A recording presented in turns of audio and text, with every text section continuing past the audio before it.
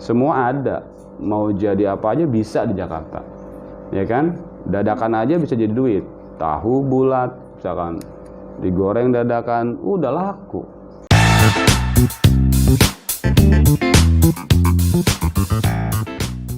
Assalamualaikum warahmatullahi wabarakatuh. Kembali lagi bersama kami di podcast Ruang Kamat Sahabat Inspirasi Anak Negeri. Nah, jadi kali ini kita mau ngobrol-ngobrol santai nih di SMK Satria. Nah, kebetulan bintang tamu kita yang satu ini nih ada kepala sekolahnya nih dari SMK Satria ini, ada Pak Erwin. Halo semuanya. Oke, Pak Erwin, apa kabar? Ya, alhamdulillah baik. Kita kenalan dulu nih, aku Salwa dari MAKUI gitu. Oke, Salwa. Terima kasih atas waktunya. Kebetulan hari ini adalah hari yang berbahagia, kita bisa berkolaborasi. Bapak di sini ya mungkin mewakili seluruh para kepala sekolah yang ada di DKI Jakarta. Kalau nama panggilan cukup dengan kata Erwin saja. Kalau nama lengkap Erwin Nurbakti. Ya, say it enough, Erwin saja. Oke, Pak Erwin. Nah, Pak Erwin ini udah lama menjadi kepala sekolah berarti? Ya, ini SMK ketiga. Oke. Yang pertama saya kepala sekolah di SMK Multimedia Mandiri, yaitu di Kedoya. Kemudian yang kedua dari waktu yang sama, dua sekolah, yaitu di SMK di Bekasi. Ya, namanya SMK apa ya, daerah situ.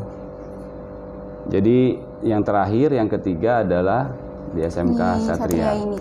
Nah, Bapak berarti emang dari dulu ini sudah ada di lingkungan sekitar Jakarta, apa emang dulu pernah tinggal di luar kota juga? Kalau dari mulai karir 97 saya sudah di Jakarta. Oke. 97 dari Jakarta, nggak langsung beranjak menjadi kepala sekolah. Iya, ada proses. Semuanya berawal dari bawah, downline. Yaitu kita dikenalkan dengan namanya guru eskul. Bapak dulu guru eskul. Guru eskul kebetulan karena memang senang olahraga, jadi kita jadi guru eskul olahraga. Yaitu berawal di Kedoya, di salah satu sekolah juga, itu memegang guru eskul SD. Kemudian 98, 99 sama masih tetap guru eskul ditambah dengan guru kelas.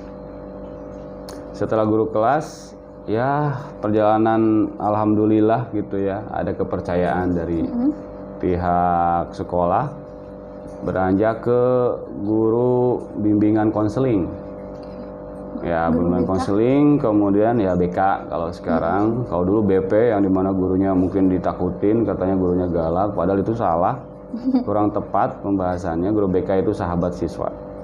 Kemudian jadi pembina OSIS, pernah juga di tahun 2000 itu menjadi wakil kepala sekolah, dan tepatnya di 2009 kepercayaan menjadi kepala sekolah ya diembankan kepada Bapak. Itu perjalanan sebetulnya singkatnya. Kalau diceritain panjang ya agak terharu juga sih sebetulnya. Berarti kalau untuk menjadi kepala sekolah ini dari dulu tuh Bapak pernah ada nggak sih kepikiran emang kepengen banget gitu jadi kepala sekolah? Enggak. Yang jelas semuanya mengalir begitu saja, ya. Tidak ada lomba kepala sekolah dan sebagainya, tidak ada. Tetapi semua karena kepercayaan pihak sekolah kepada guru dan karyawannya gitu. Terpilih karena potensi, gitu ya. Terpilih karena potensi.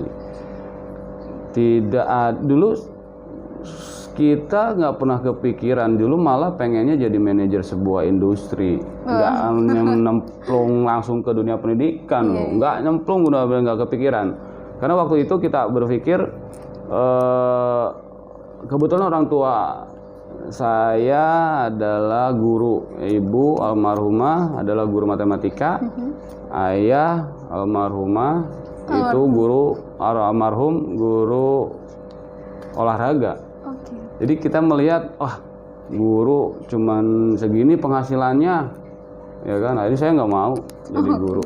Nah, tapi lambat laun Jakarta mengarahkan untuk jadi guru. Awalnya pernah kerja di sebuah tempat non pendidikan, tapi ya akhirnya nggak betah juga. Lambat laun walaupun penghasilannya sedikit di dunia keguruan, akhirnya betah juga.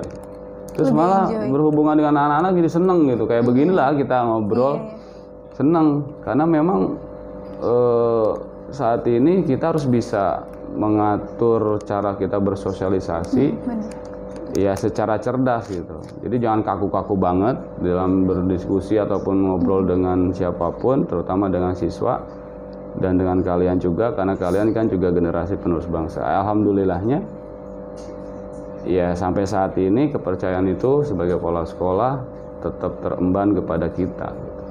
Oke. Nah kan kita yang Pak Erwin sempat isi di link itu kan ya, kita kan sempat ngebahas tentang riwayat pendidikan nih. Nah di situ saya baca sudah sampai S2. Nah kira-kira itu S1 sama S2 itu mengambil jurusan apa? Ya itu yang menarik, saya bilangnya menarik. Antara harapan dari dunia pendidikan biasanya harus sama. Ini harus bahasa pendidikan itu namanya linear. Jadi kalau S1-nya itu harus sarjana pendidikan. S1 saya adalah sarjana teknik industri. Jauh kan? Udah kayak kota Bandung sama Jakarta gitu. Jauh banget. Jadi dari non pendidikan sarjana teknik, kemudian karena waktu itu, karena kepercayaan waktu S1 jadi kepala sekolah, maka kita ingin mengembangkan pengetahuan kepemimpinan, ingin mengembangkan pengetahuan tentang pengelolaan atau manajemen. Maka ya dikasih kesempatan oleh Allah Subhanahu wa taala untuk melanjutkan pendidikan ke jenjang lebih tinggi, yaitu di pasca sarjana. Itu pun tidak kepada dunia pendidikan, tetapi manajemen pada umumnya. Ya waktu S2-nya adalah manajemen sumber daya manusia di sebuah perguruan tinggi swasta. Dan itu pun dapat beasiswa dari yayasan. Nah ketika kan berbeda nih jurusannya ya, Betul. ada kesulitan gak sih selama pas selesai? Kan maksudnya kan beda nih ya, yang tadinya ngambil jurusan apa jadi apa, kan butuh apa sih kayak penyesuaian diri lagi lah gitu. Benar. Jadi kalau kita berpikirnya semuanya sulit di awal, maka saya yakin pekerjaan sama penyelesaian pun akan sulit. Tapi ya kita jalanin dahulu sebelum kita menjudge bahwa wah ini sulit. Tidak, tapi kita jalin dulu. Waktu itu kita juga agak sedikit kurang percaya diri juga. Waduh, ini dunia pendidikan harus semuanya berbasis pendidikan lah. Harus kenal dengan istilah mata pelajaran, harus kenal dengan istilah jam belajar dan sebagainya gitu. Tapi karena manusia itu, Bapak ingat betul di UNESCO itu mengatakan bahwa ada 4 hal kalau kita ingin berjalan dengan baik. Yang pertama, learning to know, yaitu belajar keinginan tahuan.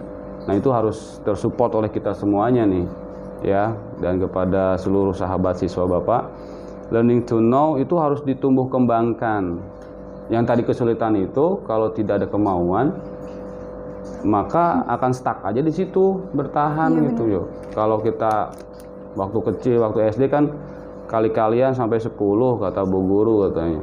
Tapi kalau nggak ada kemauan kita menanjak tingkat berikutnya, awalnya perkalian 2, perkalian 4 sampai pernah 10, kalau tidak ada kemauan nggak maju-maju.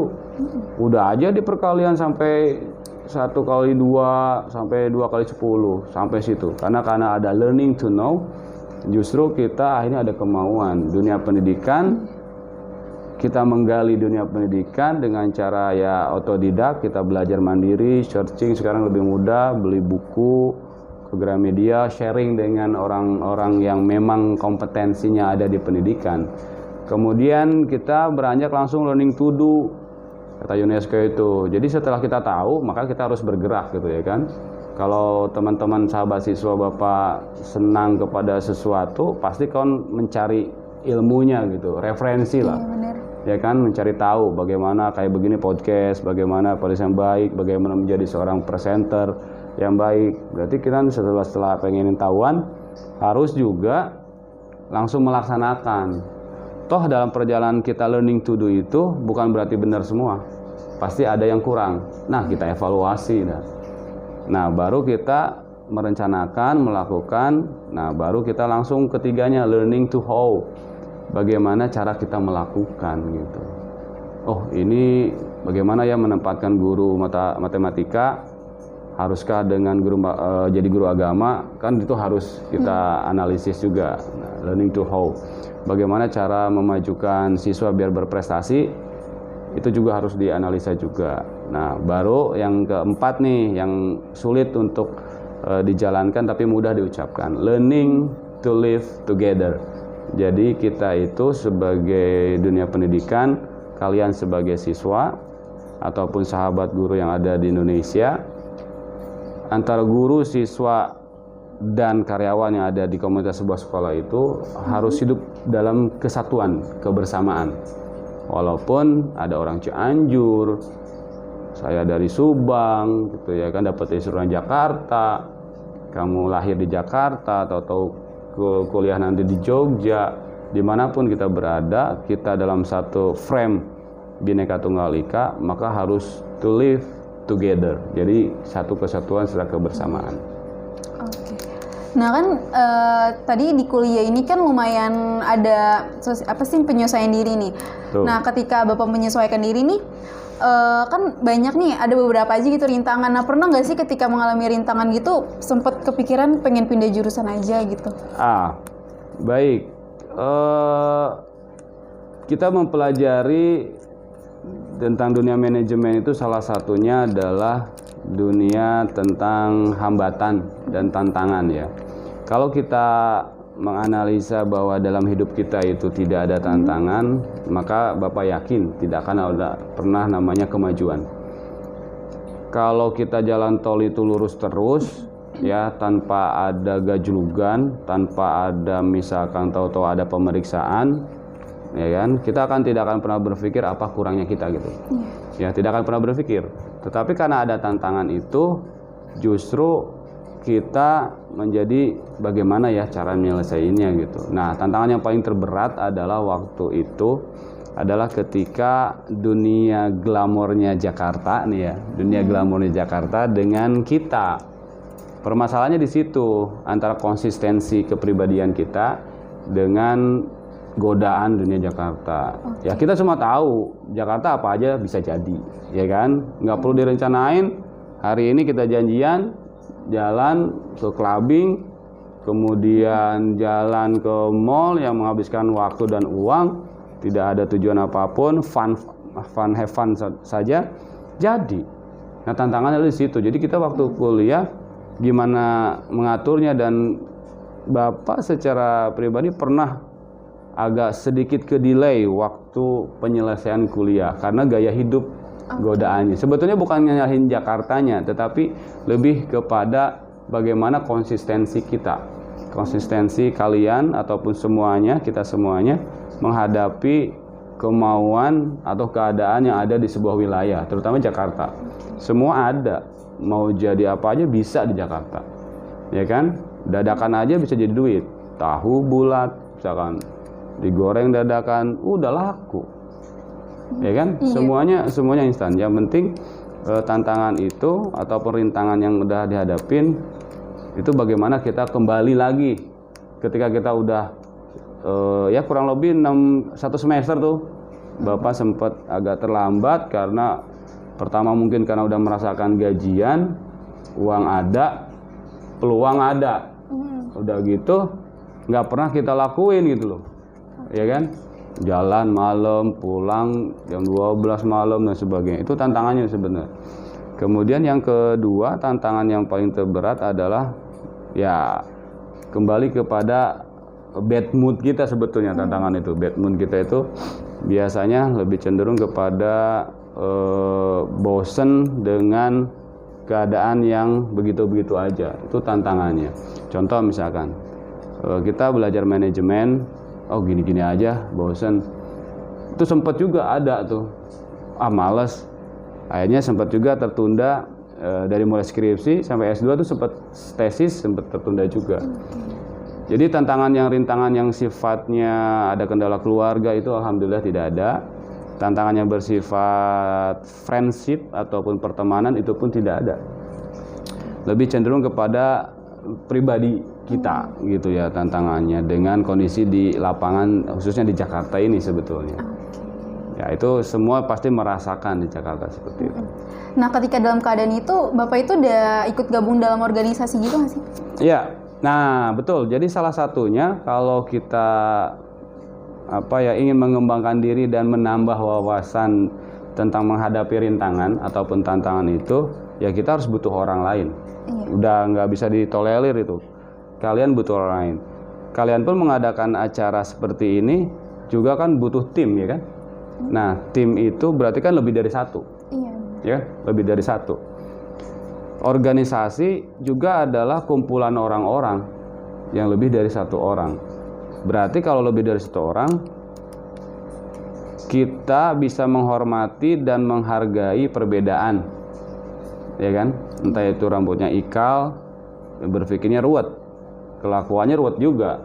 Kita rambutnya standar, berperilaku standar, berpikir juga standar, belum tentu sama. Tapi kalau kita berorganisasi, semuanya di satu karena ada visi organisasi itu sendiri. Nah, walaupun berbeda-beda, kita tujuannya bukan pribadi. Kita belajar berorganisasi untuk mewujudkan satu tujuan itu. Nah, disitulah kita bisa berkembang. Oh, begini ya cara menanganin teman kita yang males. Oh, begini ya cara menghadapi organisasi kalau lagi ada butuh biaya harus bikin proposal dan sebagainya. Oh, begini ya kalau seandainya kita tidak punya rekanan relasi untuk menyampaikan proposal itu.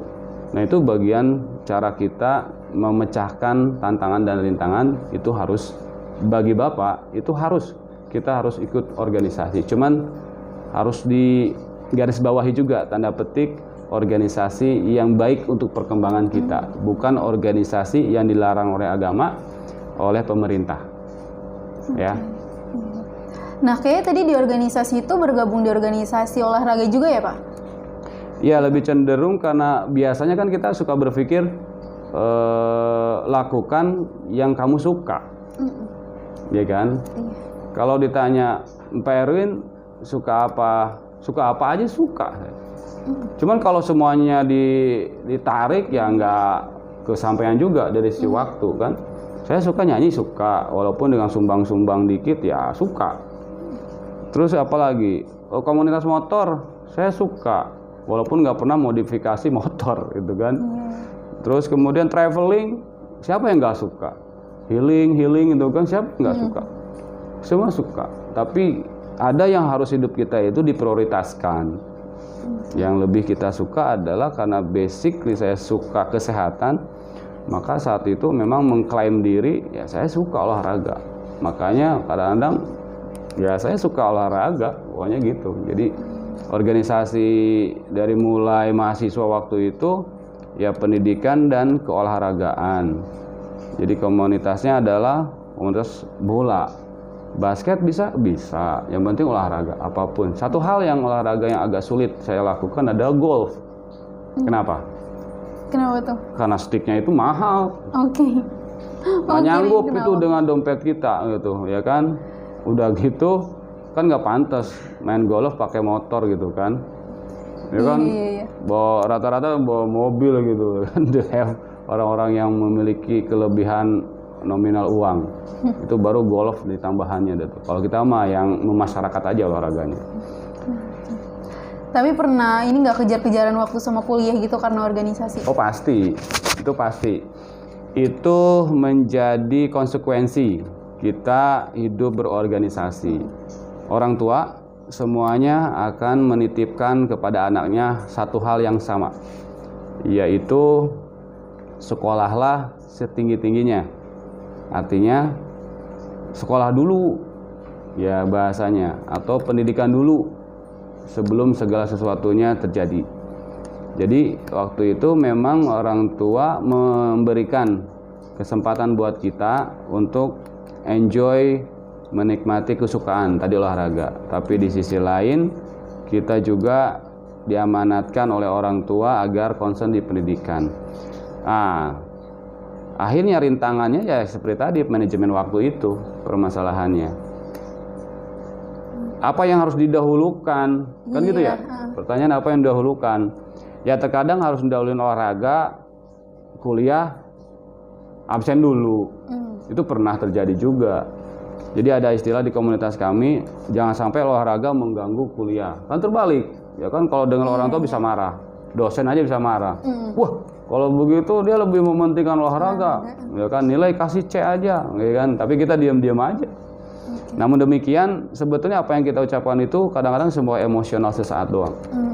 Sebuah emosional sesaat untuk biar kita fun sebetulnya. Nah, karena pengen fun itulah segala sesuatunya insya Allah berjalan dengan baik. Nah, posisi organisasi dengan kuliah itu ya kita harus ya tarik ulur lah bahasanya terkadang. Ya kuliah tergantung sih posisi semester 1, 2, 3 biasanya lagi campur aduk antara kuliah dan organisasi. Tetapi kalau semester 5 dan 6 itu udah fokus biasanya kuliah. Kayak kita lah, nanti kalau kalian di level SMA, SMK, di SMK tentunya, itu pasti akan memilih di kelas 12 nggak boleh pegang organisasi ataupun kedudukan posisi organisasi apapun. OSIS sudah bisa dilepas, ya kan? Komunitas apapun bisa dikurangin. Kenapa? Karena biasanya itu tadi jelang-jelang kelulusan kan, untuk menghindari hal-hal yang tidak diinginkan sebetulnya.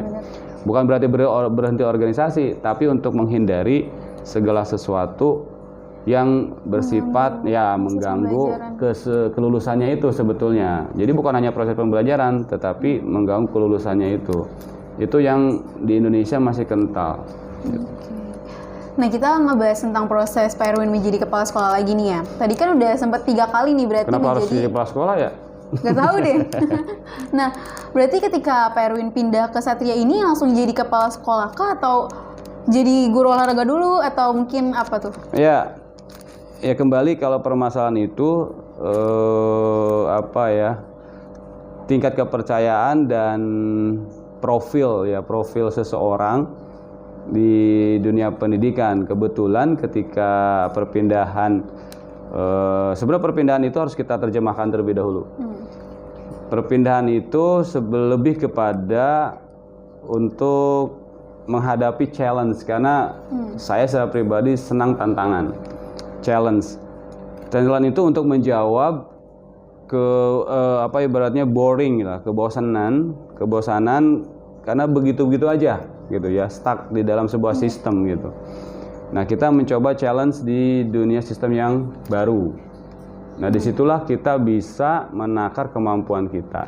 Kebetulan waktu saya ada di salah satu sekolah swasta juga, menjadi kepala sekolah awalnya, kemudian mencoba untuk challenge di SMK Satria, dan tantangan itu tidak mudah. Ada proses pelamaran, selektivitas juga oleh pihak yayasan, dan akhirnya sebuah destiny juga, sebuah takdir yang akhirnya dari kepala sekolah awal dari sekolah yang pertama kemudian sampai ke Satria tetap kepala sekolah.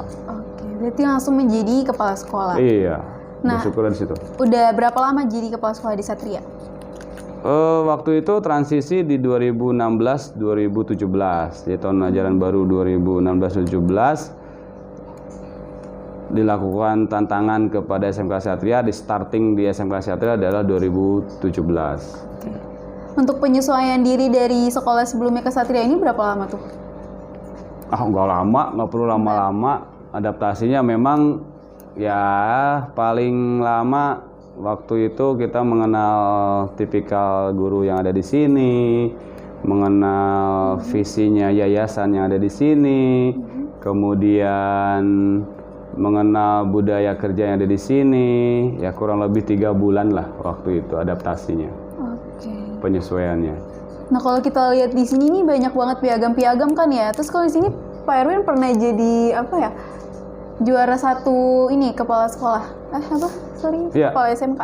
Ya betul, ya kebetulan juga sih sebetulnya itu sebuah kesempatan yang diberikan oleh seluruh kepala sekolah untuk mengaktualisasikan dirinya di dalam kompetisi kepala sekolah. Kebetulan kalau nggak salah yang terakhir sebelum pandemi itu 2019 di wilayah Jakarta Barat, Kota Administrasi Jakarta Barat. Ya Allah memberikan kesempatan untuk menjadi kepala sekolah berprestasi. Dan itu juga semua karena berkat dorongan dari Bapak Ibu guru juga. Artinya tidak akan pernah ada kepala sekolah berprestasi kalau tidak ada guru yang berprestasi dan siswa yang berprestasi juga. Oke, benar. Nah, tapi ada pencapaian lain nggak sih Pak selain kepala sekolah ini? Juara 1 Mojang dan Jajaka Jawa Barat. Wah itu dulu waktu sekolah, waktu SMA. Jadi sekarang kayaknya sih hanya itu aja. Ya nggak ada, cuman itu aja sepertinya. Jadi Mojang itu apa tuh? Mojang itu kayak kalau di Jakarta none. Kalau Jajaka itu abang. Jadi kayak model gitu, kayak model. Jadi kita akan mendesain bahwa model juga bisa jadi kepala sekolah. Kepala sekolah juga bisa jadi model gitu. Ya harus ikut kekinian juga lah, kan? Iya. Jangan kepala sekolah duduk di kursi nunggu tanda tangan, ya kan? Nunggu laporan dan sebagainya. Kita harus beginilah, merangkul. Kan ada 3 fungsi dalam pendidikan. Bapak sendiri memfungsikan begini. Yang pertama, kita sebagai guru kepala sekolah. Yang kedua, kepala sekolah ada sebagai orang tuanya, sahabat siswa. Yang ketiga adalah sebagai temannya juga, sebagai sahabat siswa. Jadi sebagai guru, sebagai orang tua, dan sebagai sahabat. Jadi ya yang ada di sini pun kan baru kenal juga kan. Semua pasti akan ada statement, Pak Erwin tuh begini ya. Kan gitu ya. Semuanya persepsi ya kalian yang naker. Siapa Pak Erwin itu kan gitu. Ya kan, dan semua bisa merasakan gitu sentuhannya seperti apa. Yang penting nanti jangan yang bagusnya cerita ke Bapak, tapi yang jeleknya aja. Kenapa tuh kayak gitu? Ya kalau kata orang sih kalau dipuji-puji mulu nanti jatuh, peleset jungkir balik sakit gitu kan. Tapi kalau dikritik jeleknya kan kita mikir, Pak Erwin rambutnya pakai agak cepak dikit kek gitu ya kan itu terlalu gondrong misalkan. Ya akhirnya kita mikir, oh iya ya, akhirnya kita harus merapikan rambut. Kemudian Pak Erwin jangan tidur siang misalkan. Ya enak tuh kalau dikasih advice, saran-saran dari orang lain itu enak. Jadi kita bisa mengembangkan diri. Tapi kalau dipuji, wih Pak Erwin keren ini, wah tambah kelelep aja ya kan, hidung bisa nabrak gitu kan. Nggak ada remnya, dipuji itu biasa menjatuhkan biasanya. Nah itulah. Karena yang bagus-bagus biarkan aja itu jadi cerita orang lain.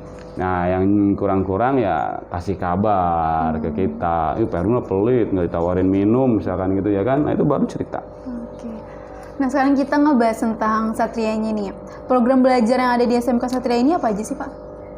Program belajarnya adalah mungkin lebih kepada jurusan ya. Jurusan itu ada dari otomatisasi tata kelola perkantoran atau dulu namanya AP. Kemudian juga ada bisnis daring dan pemasaran atau dulu namanya pemasaran atau penjualan. Juga ada akuntansi keuangan lembaga. Ya kalau dulu cukup mengatakan akuntansi. Kemudian juga di sini ada dari teknologi informasinya, ada teknik komputer jaringan, ada multimedia. Kemudian juga ada lahir baru, yaitu asisten keperawatan. Jadi ada 6 kompetensi atau keahlian yang ada di SMK Satria. Semuanya sudah terakreditasi, unggul, dan kita memiliki lembaga sertifikasi profesi yang diakui oleh Badan Nasional Sertifikasi Profesi Republik Indonesia. Nah kan kita sempat PJJ nih selama 2 tahun ya kan, 2 tahun lebih deh kayaknya. Lalu, tuh. Nah itu kan kita nih sebagai sekolah SMK yang lebih banyak praktik nih pasti ada hambatan kan ya. Ya. Nah biasanya ada hambatan apa aja sih selama PJJ itu yang muncul gitu? Yang pasti dan semua merasakan adalah kondisi jaringan. Benar. Ya, kondisi jaringan mengakibatkan transformasi materi itu tidak optimal di anak-anak, ya kan? Guru sudah membuat sebuah metode dengan presentasi, sudah menyiapkan materinya dengan baik, tetapi ketika jaringan di salah satu provider terkendala, maka materi itu tidak tersampaikan secara optimal. Benar. Ada kadang suara duluan delay, belakangan itu ya kan, udah sampai kemana. Lalu yang kedua adalah budaya, kebiasaan terutama siswa.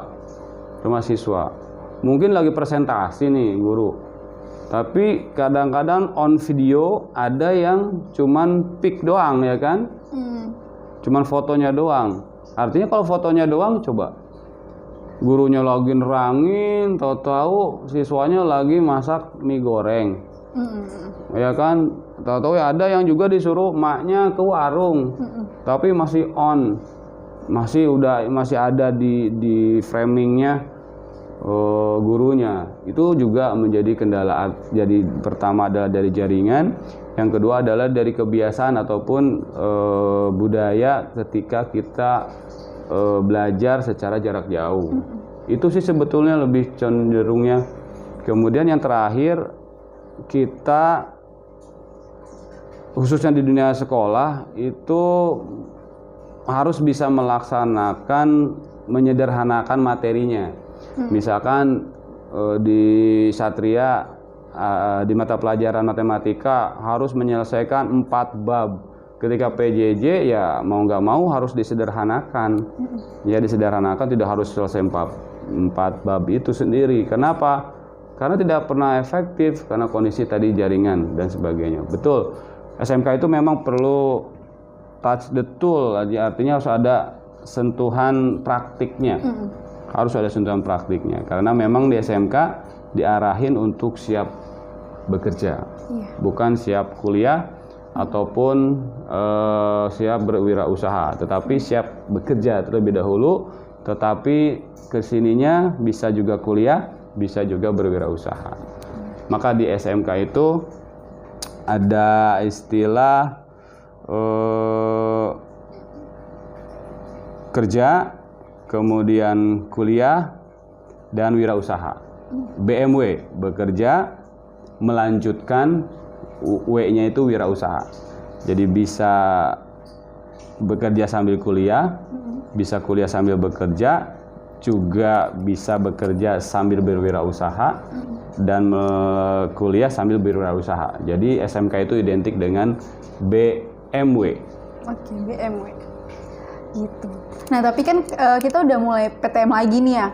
Ada nggak sih biasanya murid-murid yang kebiasaan PJJ itu masih kebawa? Kayak misalkan kalau misalkan kita PJJ nih, bangun tidur bisa langsung masuk ke Zoom atau apa. Dan mungkin jadi lebih banyak yang tiba-tiba lupa kalau udah masuk sekolah, atau mungkin jadi lebih banyak yang telat atau apa gitu. Bener, itu nyata. PJJ membuat pembiasaan baru sulit ataupun tidak mudah untuk langsung adaptasi kebiasaan lama. Misalkan dulu kita berasa kalau siswa datang pagi, kesiangan, kayaknya khawatir bener, lewat gerbang aja udah tanda tanya gitu kan. Waduh, dihukum nih. Aduh, kena sanksi nih. Ya kan, celana, aduh, ini ketinggian nih. Ya kan, sebenarnya rambut. Nah, yang jelas-jelas adalah ketika transisi dari PJJ ke PTM itu dari penampilan. Itu jelas-jelas. Jadi tidak berasa ada bahasa seperti ini, rata-rata yang kita temukan di awal transisi itu. Nah, di framing, di PJJ itu rambut masih rapi kelihatannya karena foto. Ya kan, on video kadang-kadang dirapihin atau diikat dan sebagainya, jadi nggak kelihatan banget gitu kan. Nah, pada saat tatap muka, tahu-tahu nyelonong aja. Udah gondrong lagi gitu ya kan. Apa yang dijawab waktu itu? Pak, kan kita belum tatap muka, nanti juga PJJ lagi, misalkan. Tapi kan kita sekolah tetap sekolah. Yang membedakan adalah saat ini antara dari rumah dan tatap muka. Tetap status kalian adalah sebagai siswa atau sebagai pelajar. Manakala di salah satu persyaratannya adalah berpenampilan rapi, rambut tidak gondrong. Nah, sekarang transisinya adalah rambut masih gondrong. Nah, maka kita himbauan pertama adalah bimbingan ucapan, dibimbing. Nah, tidak boleh gondrong lagi, besok harus dipotong, ya kan? 2, 3 atau keempat kalinya tidak juga mengindahkan karena kondisi kenyamanan PJJ, ya ketemu tatap muka. Kalau masih gondrong ya melakukan cukur gratis di sini. Oke.